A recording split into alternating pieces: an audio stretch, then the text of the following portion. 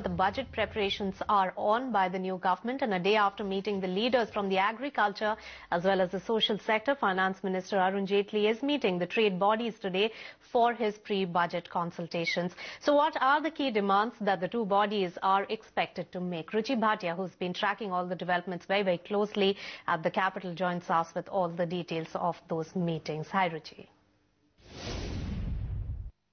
In the run-up to the July budget, a host of pre-budget meetings are lined up. The top boss of North Block, Arun Jaitley, is meeting the top honchos of India Inc., Anand Mahindra, Anil Ambani, Mukesh Ambani, Sunil Bharti Mittal. All these top industrialists have been invited to attend the pre-budget meeting, and this is also along with the other representatives from various industry associations. Ajay Shriram, Siddharth Birla are also the few other names who will be coming in for this meeting. What we're picking up is one thing is very clear, that UPA, after India Inc., which had lost its mojo in the second half of UPA2, is slowly and steadily getting the interest back to start investing in India, and they clearly feel that with the Modi Sarkar, the growth is going to be back on track. But what we're picking up from our various sources is that one thing is very clear: they will be expecting some stability and consistency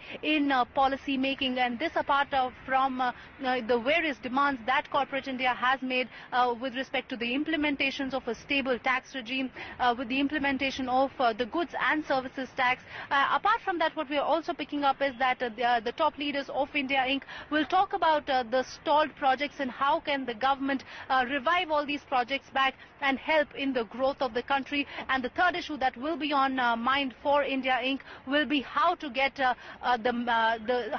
the manufacturing going. India has been slipping as far as the manufacturing goes, and all these key issues will be lined up in the meeting today with India Inc.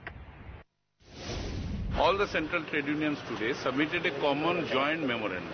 There must be a directional change in their policies. They must not pursue deregulation, disinvestment, privatization. They must not allow slippage from the national exchequer by way of huge defaulter to the corporate taxes and income taxes, which is at present more than 5 lakh crore.